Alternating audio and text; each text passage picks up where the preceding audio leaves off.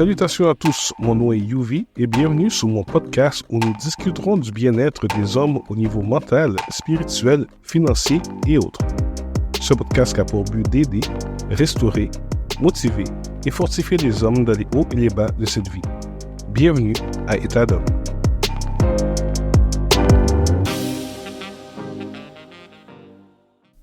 Salutations à tous et bienvenue à la 6e épisode d'État d'homme. 6e épisode encore sur la même thématique de la santé mentale pour les hommes. Si vous n'avez pas encore écouté les 5 premiers épisodes, je vous invite à le faire. Et je vous invite aussi à vous abonner à mon Instagram et à mon TikTok, État d'homme _ podcast, État d'homme _ podcast. Et bien sûr, de vous abonner sur toutes les plateformes où est-ce que vous pouvez écouter ce podcast afin de ne pas manquer un épisode. Épisode numéro 6, comme on a dit, qui porte encore sur la santé mentale pour les hommes. Pour l'épisode d'aujourd'hui, on va regarder un sujet que j'ai reçu des questions par rapport à ça. Plusieurs questions dernièrement par rapport à ça, sur comment supporter un homme qui passe à travers une situation de détresse psychologique ou un problème de santé mentale, que ce soit une dépression, comme quelqu'un qui a un gros down, un homme qui a un gros down. Alors, on va regarder ça aujourd'hui. Comment assister, comment porter secours, comment accompagner un homme qui passe à travers cette situation. C'est pas une chose facile à faire, comme on a dit dans les épisodes précédents. Les hommes, on n'aime pas parler. Alors, quand on voit un homme qui passe à travers une situation psychologique, on veut l'approcher, on veut l'aider, on veut l'amener à aller chercher de l'aide, mais c'est pas évident. On évite ça, on garde tout à l'intérieur parce qu'on veut pas paraître faible, on veut pas paraître comme si que tout va pas. Et on essaie de s'auto-gérer, on va dire. En tant qu'homme, on va essayer de tout garder sur notre épaule puis dire, ben non, je suis capable de le faire. Puis, comme on a discuté déjà, puis qu'est-ce qui arrive, c'est que des fois, on ne fait que creuser notre trou plus fond en restant là, en tournant en rond et en restant là dans notre trou noir qui est la dépression ou le down qu'on peut avoir, le down psychologique qu'on peut avoir, la détresse psychologique qu'on peut avoir. Alors, j'ai fait quelques recherches, j'ai posé des questions à certaines personnes et on va regarder ça ensemble. Et comme je le fais tout le temps, le petit rappel que personnellement, je ne suis pas un professionnel de la santé, je suis pas un psychologue ou un thérapeute. Tout ce que je parle aujourd'hui peut aider un homme car ça m'a aidé moi. C'est des recherches que j'ai faites. J'ai parlé à des gens dans le domaine, mais je conseille toujours que si jamais ça ne va pas bien, autant que le podcast peut aider, mais autant je suggère fortement d'aller chercher de l'aide professionnelle ou au moins d'essayer d'aller parler à quelqu'un de son entourage afin de trouver de l'aide. Alors, comment supporter un homme en détresse psychologique ou en dépression ou qu'importe la situation qu'il passe à travers? On va regarder ça on va regarder plusieurs points. Mais tout d'abord, je veux vous amener à reconnaître les signes qu'un homme passe à travers des difficultés. C'est pas toujours évident. On est bon à cacher ça. Mais il va arriver à un point où est-ce qu'on sera plus capable de le cacher parce qu'on aura tellement accumulé de choses à l'intérieur de nous qui va faire en sorte que là, maintenant, il va avoir des signes très particuliers. Et je vous invite à prendre note des signes que je vais donner. J'ai eu l'aide du site allume.org. Allume.org est un site, qui parle justement de la santé mentale pour les hommes, santé mentale, santé physique. Si jamais ça va pas bien, je vous suggère d'aller voir le site allume.org. Vous avez même une auto-évaluation que vous pouvez faire qui prend pas beaucoup de temps. C'est vraiment, vraiment court. Je l'ai fait moi-même et ça m'a pris, je crois, maximum 5 minutes. Alors, je vous invite à le faire. Ainsi que d'autres recherches que j'ai faites sur les sites sur la santé mentale pour les hommes. Je mettrai les références sur la description de l'épisode. Alors, comment reconnaître les signes chez un homme? Alors, avant de pouvoir porter aide à quelqu'un, il faut être sûr, il faut bien analyser les signes, être sûr que cette personne va pas bien. Et des fois, c'est juste qu'on le remarque sur le comportement de la personne parce que le comportement change. Alors, une des choses qui peut changer chez un homme lorsque un homme ne va pas bien psychologiquement, mentalement, c'est la perte d'intérêt.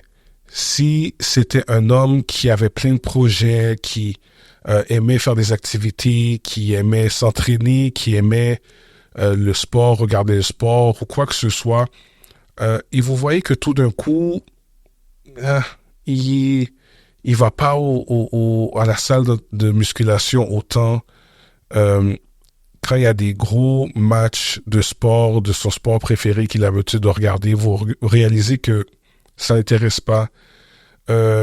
Il n'est pas aussi motivé par rapport à des projets qu'il voulait faire. Il a une perte d'intérêt vraiment drastique par rapport à certaines choses qu'il avait un certain intérêt. Si vous aimiez en groupe aller écouter de la musique dans un bar ou aller manger à un certain restaurant, et là, quand vous l'invitez, l'excitation qu'il avait, tout d'un coup, vous voyez que il y a quelque chose qui ne va pas par rapport à ça. Ça, c'est un premier signe. C'est un premier signe qui va peut-être pas bien. C'est très courant qu'on va voir ça chez quelqu'un qui passe à travers une dépression parce qu'il est dans sa tête. La personne va être dans sa tête, dans ses pensées souvent, et c'est ça qui va faire en sorte que rien va l'intéresser parce qu'il est tellement concentré sur qu'est-ce qui va pas. Alors, déjà, quand quelqu'un commence à avoir une perte d'intérêt, c'est déjà un premier signe. Changement dans son appétit est un deuxième point aussi. Si c'est quelqu'un qui avait un bon appétit, ou même quelqu'un qui mangeait régulièrement et tout d'un coup, elle ne mange pas. Si c'est votre mari, vous voyez qu'il ne mange plus à table comme d'habitude avec la famille. Si c'est un frère que vous saviez qui avait un très bon appétit et que là, c'est comme s'il ne mangeait pas ou vous le voyez manger à peine, déjà là, il faut surveiller ça. Il faut commencer à se poser des questions et regarder pour voir si s'il n'y a pas d'autres signes. Tous ces signes-là que je dis, des fois, c'est pas juste un, il y en a plusieurs qui viennent en même temps. Comme la perte d'intérêt et le changement d'appétit, c'est des signes qui peuvent venir ensemble. La personne est très irritable. N'importe quoi qu'on lui dit, il est fâché, il a des sauts d'humeur. C'est une blague que tu aurais pu faire avec un jeu que tu aurais pu faire avec, il le prend pas de la même manière. Puis tu le vois, tu sais, une fois, peut-être ça peut arriver, il est fatigué ou ça ne tente pas, mais tu sais, à plusieurs reprises, à répétition, tu le fais, puis tu vois que il devient très irritable. Et là, c'est à te poser la question, OK, une fois, ça va, deux fois, peut-être. Après la troisième fois, tu commences à poser des questions comme, OK, mais pourquoi il est comme ça? Qu'est-ce qu'il a? Il a des sauts d'humeur. Il est toujours d'une humeur marabout, puis on peut même plus niaiser avec lui, on peut même plus parler de choses avec lui. Ça, c'est des choses aussi qu'il faut regarder, puis se poser des questions et surveiller ça chez une personne. L'isolation.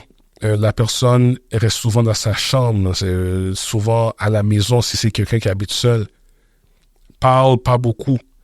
Si c'est quelqu'un qui était très actif sur les médias sociaux, ne fait plus de publications sur les médias sociaux, ne répond plus qu'on lui envoie des messages. Même au travail, si c'est un de vos collègues, si c'est un collègue qui avait l'habitude de rentrer puis de saluer tout le monde, faire un peu de jazzette au début du quart de travail, et tout d'un coup, vous voyez que il rentre, c'est à peine si vous l'avez vu rentrer, il rentre à personne, il va dans son bureau, et il est vraiment comme pas parlable ou à peine parlable. Ça, c'est un autre signe qu'il faut regarder. Un homme qui est souvent fatigué ou qui reste couché en dessous des draps.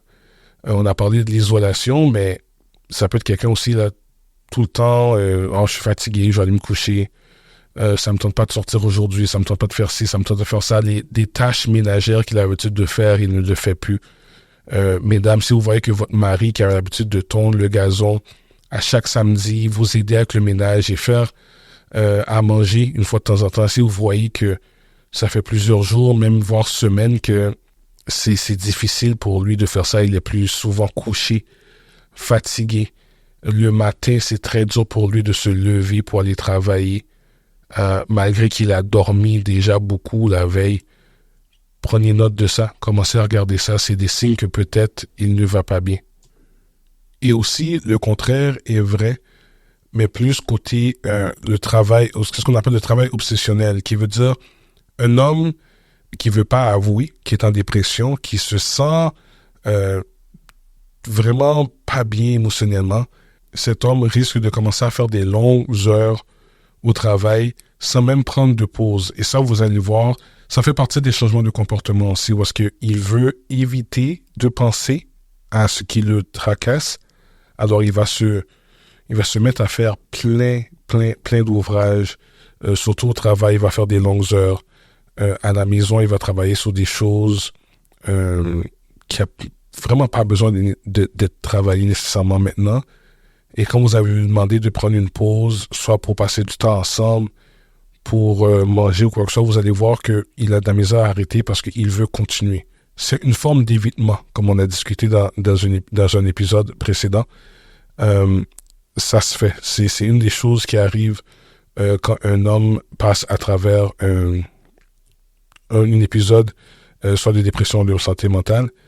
La toxicomanie. Un homme va commencer à boire un peu plus, à consommer des drogues comme la marijuana, s'il n'avait pas l'habitude de le faire, ou si c'est quelqu'un qui le faisait de manière régulière, il va commencer à le faire un peu plus. Ça va être ou juste se tourner vers là pour chaque fois que ses pensées commencent à être trop, puis là vous allez voir, la consommation va augmenter.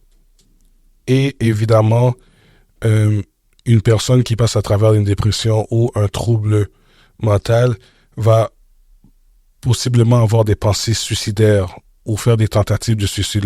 La tentative de suicide, c'est vraiment plus clair, on la voit. Mais il y a des gens qui vont avoir un discours un peu plus noir concernant s'enlever la vie ou, tu sais, des fois, il va pas le dire ouvertement, mais il va avoir des signes. Un exemple que je peux penser, il y a une personne de mon entourage qui a perdu un ami au suicide. Et c'était une personne que, si vous le voyez de tous les jours, il avait une belle attitude, une belle ambiance. Comme, tu sais, j'ai nommé certains, je veux pas dire symptômes, mais signes de la dépression. On peut dire symptômes quand même. Certains signes de quelqu'un qui va pas bien mentalement. Mais des fois, il y en a qui continuent à fonctionner. Mais dans leur tête, ça va pas. Ils sont capables de se camoufler. Ils sont capables d'avoir un bon jeu d'acteur, on va dire, pour camoufler cela.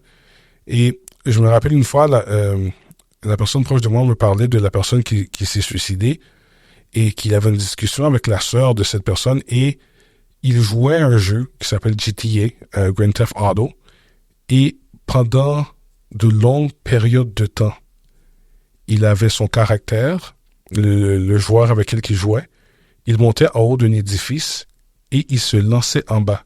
Et il faisait ça à plusieurs reprises jusqu'à ce que sa sœur, je crois que c'est sa sœur le regarde et lui dit « Mais qu'est-ce que tu fais ?»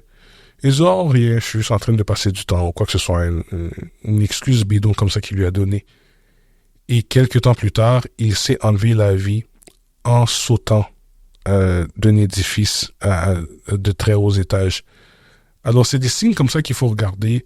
Si c'était quelqu'un qui était très compétitif quand il jouait à ce jeu-là, puis lui, sa mission, c'était de finir le tableau qu'il jouait, mais tout d'un coup, vous voyez qu'il commence à faire des affaires comme ça, ou n'importe quel discours que la personne peut avoir, un discours un peu plus macabre par rapport à la mort, ou le suicide, s'enlever de sa vie, ou qu'il dit carrément « Oh, mais ma vie a pas d'importance » ou quoi que ce soit.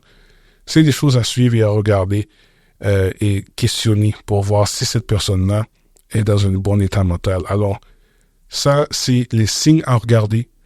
Changement de comportement, perte d'intérêt, la personne devient irritable et agressive, l'isolation, souvent fatigué ou reste souvent couché, la toxicomanie et tout ça, toutes les autres choses, les discours dépressifs, discours suicidaires, pardon. C'est des choses à regarder afin de voir si la personne, commencer à vous poser des questions, est-ce que c'est quelqu'un qui va bien mentalement? Maintenant, avant de vouloir aider une personne, j'aime utiliser l'analogie de l'avion. Si on vous dit dans un avion, pour ceux qui ont déjà voyagé, s'il y a une turbulence très forte et que les masques descendent, Si vous êtes un parent, votre premier réflexe va être de mettre le masque sur votre enfant avant.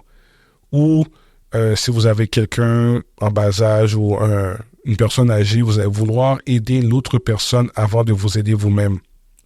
Mais l'indication qu'on donne est que c'est de se mettre le masque avant, le masque d'oxygène avant. Une fois que votre masque est mis, après, on peut aller aider les autres. Car si jamais, pendant que vous essayez de mettre le masque sur un enfant, soit l'enfant est agité, il a peur ou quoi que ce soit, mais si vous aussi vous perdez d'oxygène ou que vous tombez, quelque chose arrive, mais là, non seulement vous n'allez pas pouvoir aider la personne que vous vouliez aider, mais vous n'allez pas pouvoir vous aider vous-même parce que vous allez être affecté. Prendre le temps de s'évaluer, vérifier notre état mental à nous avant d'aller voir quelqu'un. C'est une lourde tâche d'accompagner une personne. On ne sait pas à quoi ça se tend nécessairement et il faut être dans un bon état mental pour pouvoir aller aider quelqu'un. Alors, première chose à faire, une fois qu'on a identifié les signes et on voit que cet homme ne va pas bien, c'est de vérifier notre état. Est-ce que c'est le bon moment pour moi d'aller aider quelqu'un? C'est sûr qu'on va vouloir le faire le plus tôt possible, mais si nous, présentement, on passe à travers des moments difficiles, peut-être c'est pas le bon moment pour nous-mêmes d'aller chercher, d'aller aider la personne. Peut-être en parler à quelqu'un de proche, une autre personne proche dans l'entourage pour aller lui parler, l'accompagner, alors que vous prenez le temps pour vous.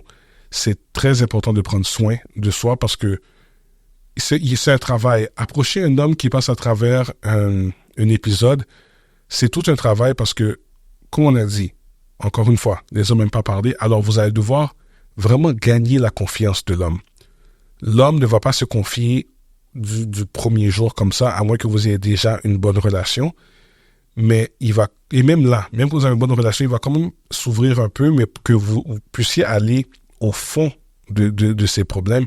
Il va vraiment falloir prendre le temps avec cette personne-là. Il va falloir être patient. Il va falloir passer du temps. Alors, si présentement, vous-même, vous n'êtes pas dans un bon état, à un moment donné, vous allez perdre patience. Vous allez peut-être être... il y a quelque chose dans la discussion avec l'homme qui va vous déclencher vous-même et vous allez juste ne pas pouvoir l'aider. Il y a peut-être quelque chose qui va vous irriter aussi. On a parlé qu'une personne qui passe à travers une situation est irritable. Peut-être que vous-même, vous allez être irritable en parlant à la personne.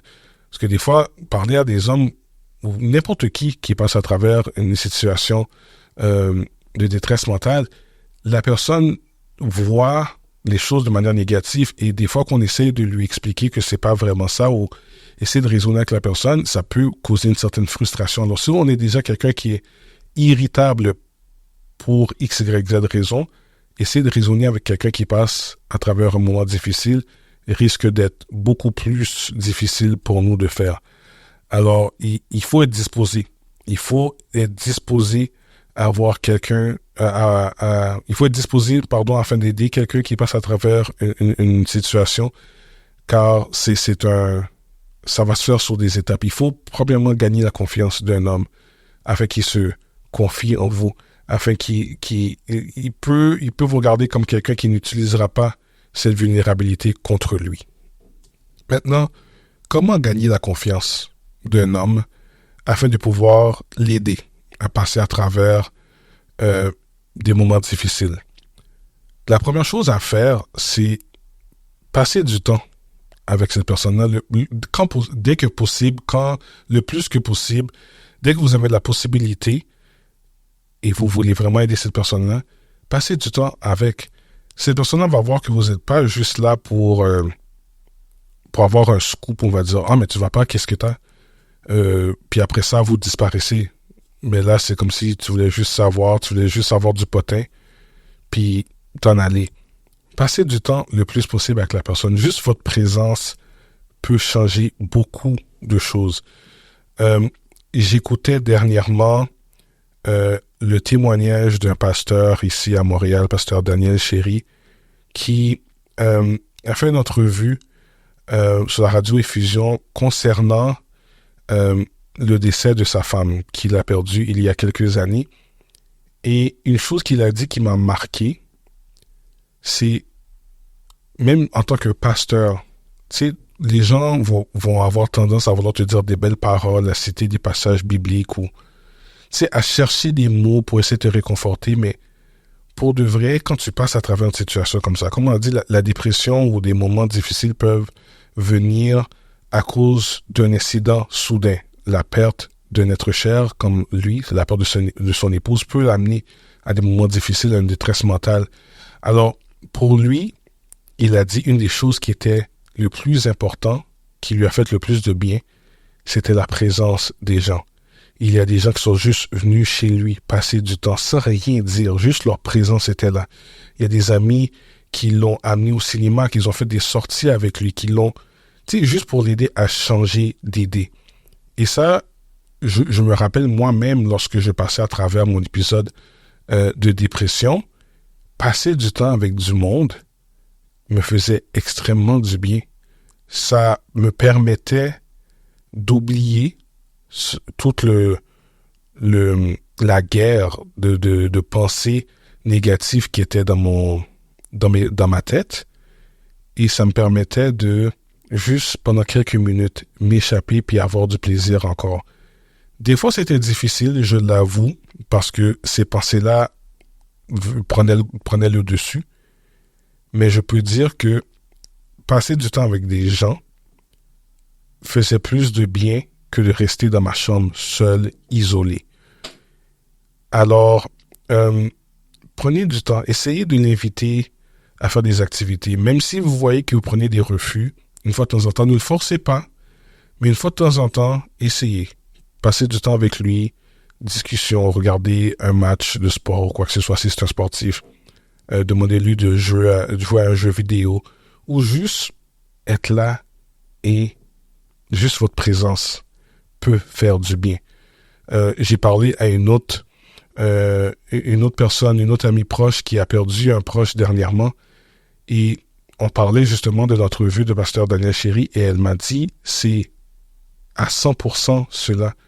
C'est que il n'y a rien que la personne peut te dire qui peut vraiment apaiser la peine de la perte d'un être cher. Alors, quand un homme a perdu son emploi, quand un homme s'est divorcé, quand sa femme l'a laissé, quand un homme n'arrive pas à se retrouver, quand un homme passe à travers une situation financière très difficile, les mots, ça fait du bien, mais c'est pas assez. Et des fois, les gens peuvent être maladroits dans leurs paroles. Alors, juste être là, passer du temps avec la personne. Ne forcez pas votre présence. Vous devez aussi regarder le langage corporel de la personne. Des fois, ça va le faire du bien, mais des fois, il va vraiment vouloir être seul. Respecter, apprendre à respecter les limites de la personne aussi. Mais à force de le montrer, parce que très souvent, tu sais, quand on passe à travers des situations comme ça, on se sent pas important. On pense qu'on est des échecs et que personne ne veut rien savoir de nous, que tout le monde nous juge et nous regarde de bas. Alors, juste être là et pas nécessairement parler de la situation, juste une présence, parler de tous les jours. Puis, tu sais, oui, une fois de temps en temps, lui glisser, t'as pas l'air d'aller. Est-ce que tu veux en parler? Je suis là si tu veux. Tu sais, juste lui envoyer un texte après, juste lui dire, et juste que tu saches que n'importe quoi que tu as besoin, tu peux compter sur moi. Et assurez-vous que vous gardez cette promesse. Si vous lui dites, ben, je vais être là pour toi, assurez-vous de pouvoir être là.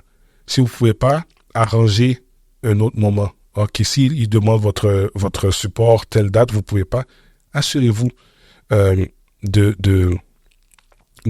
faire un suivi afin de trouver une autre date de rendez-vous ou juste pour pouvoir l'accompagner. Je peux me rappeler pendant ma période, comme je l'ai dit, j'ai pas vraiment parlé, j'ai pas vraiment dit aux gens autour de moi. Moi, je mettais mon masque puis j'allais dans ma vie de tous les jours, mais je peux me rappeler de certains moments où est-ce que mon cousin, avec la famille de sa femme, on est allé dans un chalet, des petites activités comme ça qu'on faisait, aller au resto. C'est des moments qui me faisaient tellement du bien, et je sais même pas s'ils le savent à quel point que ces moments-là m'ont aidé à m'accrocher à la vie, on va dire, et ne pas tomber plus fond.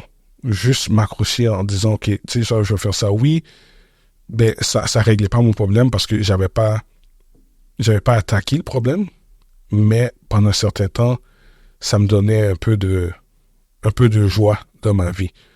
Alors, des petites activités comme ça, subtiles, aident les gens qui sont seuls ou qui se sentent seuls ou qui passent à travers une situation. Ça peut vraiment aider. Une autre chose à faire, c'est que pendant votre présence, vous allez gagner la confiance de cette personne-là éventuellement. Et quand la personne va être prête à parler, ayez une bonne écoute active. C'est quoi une bonne écoute active? Laissez la personne se vider mentalement. Laissez la personne parler. Ne pas interrompre. Ne pas donner des conseils tout de suite. Pour les premières, dès que la personne commence à parler, là, au début, laissez-le. Laissez l'homme se vider et parler. Sans jugement, sans préjugés, sans ah ben là, t'aurais dû faire ça ou quoi que ce soit, mais pourquoi tu fais passer, tu sais, lui donner des conseils tout de suite. Non, laissez-le. Ayez une écoute active, ayez de l'empathie pour cet homme-là. Dites-vous que si un homme est capable de se confier à vous, c'est qu'il a une grande confiance en vous. Il se permet d'être vulnérable avec vous. Et je veux pas me répéter, mais ça a une valeur immense qu'on veut aider une personne. Parce qu'avec ça, c'est la clé qui peut ouvrir la porte vers la guérison de cette personne-là. Si vous êtes là à le juger, à parler par-dessus lui, à l'interrompre chaque fois qu'il essaie de continuer à parler, à se vider mentalement, ben, qu'est-ce qu'il va faire? C'est qu'il va se renfermer. Parce qu'il va dire, oh, cette personne-là se croit meilleure que moi. Oh, cette personne-là ne veut même pas m'écouter. Elle ne prend même pas la peine d'essayer de me comprendre. Quelqu'un qui passe par travers une dépression ou une détresse mentale se sent incompris très souvent. Ou elle va penser que les gens s'en foutent, qu'elle n'est pas importante pour les autres.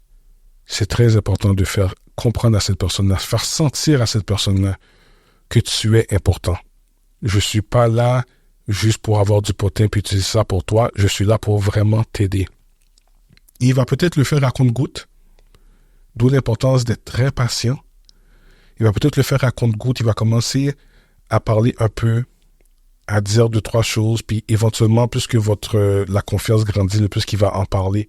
Et c'est là qu'éventuellement, vous allez pouvoir lui poser des questions ouvertes. Quand il parle, puis il garde les choses vraiment, sa réponse vraiment cool, en disant, ah ben, tu sais, je sais pas, j'arrive pas à payer mes factures ou quoi que ce soit.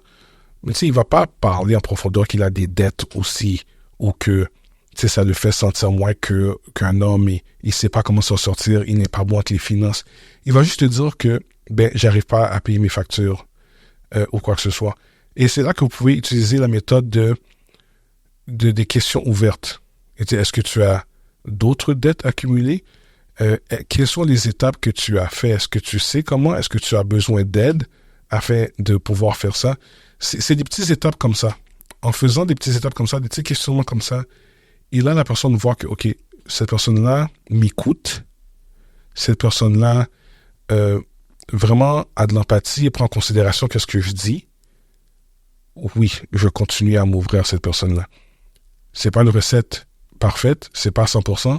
Il y a des hommes que vous allez devoir travailler beaucoup plus. Mais juste ces étapes-là peuvent vraiment aider. Et comme je disais, si, admettons, vous passez à travers des moments difficiles, si vous aussi, vous avez besoin d'une pause des fois, essayez d'avoir une autre personne de confiance. Tu sais, si vous faites des activités comme au cinéma ou aller faire du sport, ayez une autre personne qui peut être là, une personne proche. Et faites une sorte d'équipe, on va dire, qu'une personne une journée, une autre personne une autre journée. Parce que il faut vraiment pas perdre la confiance de cet homme-là, parce que ça risque d'empirer les choses. Vous allez pouvoir continuer à déballer ce qu'il y a dans sa tête, l'aider à déballer ce qu'il y a dans sa tête, et éventuellement l'aider à marcher vers la guérison. Laissez-le aller à son rythme. Laissez-le, comme on a dit tantôt, ne brusquez pas les choses. Quand on brusque un homme, il va se renfermer encore plus parce que là, il va plus se sentir en contrôle. Reformuler les questions, des fois, pas les questions, pardon, les choses qu'il a dit. Reformuler pour être sûr de comprendre. Comme ça, vous lui montrez que vous l'écoutez, et que vous essayez vraiment de le comprendre. Que c'est pas juste mais non, si c'est juste ça, là, comme, arrête, tu peux juste faire ça, ça, ça. Non. Juste reformuler. Prenez le temps de l'écouter. Reformuler les choses. Dites, est-ce que c'est bien ça que tu dis? Tu as dit telle chose. Est-ce que c'est ça que tu voulais dire? Ah, ok, je comprends. Tu sais, des signes comme ça que, oui, je t'écoute. Vas-y, tu peux y aller. Je suis là pour toi. Je suis là pour t'encourager. Une fois que vous sentez que vous avez acquis la confiance de cet homme, comme j'ai mentionné un peu plus tôt, essayez d'être constant dans votre support. Et une fois qu'il a parlé, il a dit ce qu'il n'allait pas et que vous voyez que votre aide a une limite, car aider un homme ou n'importe qui, dans ce cas qui passe à travers une situation de santé mentale, en parler avec quelqu'un de confiance peut aider énormément. Et quand vous avez atteint un niveau de confiance, vous pouvez commencer à lui donner certains conseils, encore là, sans le juger, sans le rabaisser, sans montrer comme quoi que vous êtes supérieur, juste lui proposer certaines pistes de solutions à son problème courant. Mais lorsque vous sentez que vous avez atteint le bout, c'est peut-être le temps, mais c'est même le temps de commencer à le suggérer d'aller voir de l'aide professionnelle avec une personne de confiance qui l'a accompagné, qui l'a écouté, qui a été là pour lui, qui a fait des activités avec lui, qui lui a démontré qu'il n'est pas seul, que les gens pensent à lui. Ça va être un peu plus facile de l'aider à aller chercher une aide professionnelle, que ce soit psychothérapeute, que ce soit un psychologue, que ce soit travailleur social, un pasteur, un coach de vie, ou juste n'importe qui d'autre que vous connaissez qui a une certaine connaissance dans la matière. Accompagnez-le. Accompagnez cet homme vers son cheminement et continuez à lui montrer votre support. Le travail au début va être un peu plus long, un peu plus ardu, un peu plus dur. Vous allez devoir essayer de passer du temps, essayer de faire des activités, être patient. Et une fois que vous atteignez le niveau de confiance, là, vous pouvez simplement lui faire un petit appel une fois de temps en temps, un message texte, faire des activités, continuer à faire des activités aussi. Si, mettons, vous avez réussi à le faire venir s'entraîner avec vous. C'est une activité qui va le faire du bien. On a discuté de ça dans qu'est-ce qui peut aider un homme à gérer ses émotions et tout, l'activité physique, que ce soit aller jouer à un sport, aller à la salle de musculation, prendre des marches, n'importe quoi que vous pouvez faire avec, ça va être bénéfice pour vous parce que vous allez vous garder en grande forme et ainsi pour cette personne-là aussi parce que non seulement elle va être en grande forme, mais l'activité physique va aussi aider à régulariser son état mental et sa santé en général. Alors, prenez le temps. Informez-vous aussi. Il y a des recherches, il y a des sites Internet. Il y a plein de sites Internet. Il y a psychologue.net, il y a allume.org que je parlais. Il y a plein de sites aussi pour hommes. Je sais que j'avais dit que j'allais mettre des ressources sur les médias sociaux. Désolé, j'ai complètement oublié. J'essaie de ramasser le plus de ressources possible, mais je m'engage à le faire très prochainement. D'ailleurs, même dans la description de cette émission-là, je vais essayer d'en mettre. Mais il y a des ressources que vous pouvez contacter qui aident, où est-ce que vous pouvez trouver de l'aide, comment aider un homme qui passe à travers des situations dépressives, un épisode dépressif ou une détresse mentale. Alors, ne lâchez pas, gardez l'œil ouvert autour de vous, ne vous découragez pas non plus et soyez patient avec les hommes qui passent à travers des situations comme ça. Peut-être que c'est sa faute, peut-être que c'est pas de sa faute qui fait qu'il est dans une situation comme ça. Ça n'a pas vraiment d'importance parce qu'à la fin de la journée, on veut qu'il se replace. On veut qu'il ait une bonne santé mentale. On veut qu'il se relève et qu'il ne tombe pas dans une noirceur qui pourrait l'amener au suicide. On fait tous des erreurs, on n'est pas parfait, mais l'important, c'est de se soutenir et de comprendre aussi qu'on n'est pas tout seul à passer à travers de cela. Alors, faire voir à une personne qu'elle compte pour nous, qu'elle est importante pour nous et qu'on veut l'accompagner, on veut lui donner ce support, ça vaut de l'or pour une personne qui passe à travers une situation de santé mentale. Moi, ça m'a beaucoup aidé. Vous avez vu, ceux qui n'ont pas écouté l'épisode 5, je parle de mon combat avec la dépression, vous pouvez aller l'écouter. La présence des gens a beaucoup aidé. Avoir des gens avec qui je peux discuter de ma situation, avoir confiance de savoir que, en étant vulnérable avec cette personne, elle n'utilisera pas ma vulnérabilité contre moi ensuite. M'accompagner, faire des activités avec moi, c'est toutes des choses qui m'ont beaucoup aidé et qui peuvent aider des hommes. Apprenez à connaître la personne. Si c'est un proche, vous connaissez probablement déjà ses habitudes, quelle sorte de personne qu'elle est, qu'est-ce qu'il aime, ça peut aider. Mais si c'est comme un collègue ou quelqu'un que vous côtoyez pas trop souvent, mais que vous remarquez qu'il ne va pas bien, prenez ce temps-là pour apprendre à le connaître et l'aider le plus possible. Et si vous ne pouvez pas, essayez de trouver quelqu'un dans les alentours afin de pouvoir l'aider. Si vous êtes un homme qui a passé à travers un épisode de santé mentale, une détresse, un moment très difficile, et que vous avez été aidé par votre entourage, laissez un commentaire. Dites-nous comment ça a aidé. Comment vous vous êtes fait aider par des gens autour de vous. Je crois qu'il y a beaucoup de personnes qui passent à travers des situations où est-ce que leur mari, leur copain, leur père, leur frère, leur cousin, un ami proche, un voisin, passent à travers des moments très difficiles et ne savent pas comment l'aider. Alors, laissez un commentaire, soit sur notre plateforme Instagram, TikTok, ou même dans les commentaires sur qu'importe plateforme que vous écoutez cet épisode, que ce soit sur Apple Podcasts, Spotify, YouTube, Amazon Music. Laissez-nous dans les commentaires qu'est-ce que votre entourage, qui dans votre entourage vous a aidé, comment cette personne vous a aidé, qu'est-ce qui vous aide, qu'est-ce qui vous a aidé à passer à travers cela, qu'est-ce qui a été moins agréable que les gens faisaient et juste afin qu'on puisse garder cette conversation-là et se donner des conseils. Ce que j'ai mentionné aujourd'hui dans l'épisode, c'est un ensemble, c'est un grand ensemble, mais faut vraiment continuer. Il y a d'autres techniques, il y a d'autres choses à faire et évidemment, il y a toujours l'aide professionnelle pour cela.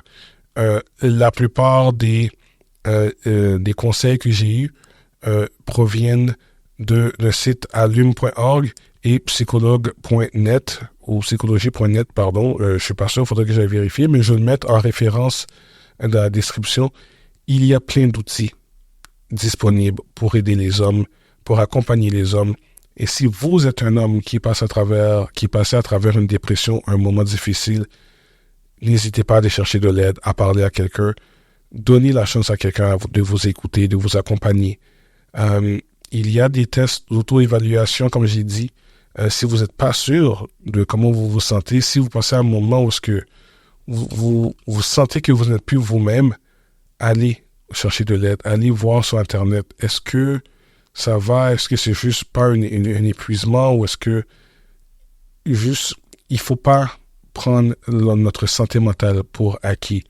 Alors, je vous invite grandement, le plus possible, comme je le fais à chaque épisode, allez chercher de l'aide, parlez, ne gardez pas ça à l'intérieur, vous allez exploser et ce sera à votre détriment. Alors, je vous encourage de grâce à aller chercher de l'aide. Ceci conclut l'épisode 6 d'un État d'homme. Merci encore une fois de votre support. Merci de m'écouter. Merci de continuer la conversation pour le bien-être mental, spirituel et physique des hommes. Alors, encore une fois, si ce n'est pas déjà fait, allez suivre la page Instagram et TikTok Etadom_Baramba Podcast, Etadom_Baramba Podcast. Abonnez-vous sur nos plateformes Amazon Music, Spotify, YouTube, Apple Podcasts. Abonnez-vous, laissez des commentaires, partagez et juste commentez. Laissez-moi des commentaires, comment vous avez trouvé l'épisode, quel conseil que vous voulez donner, quel conseil vous voulez recevoir, et afin qu'on puisse continuer cette conversation. Sur ce, je vous dis au revoir et à dans 2 semaines pour le prochain épisode d'État d'homme.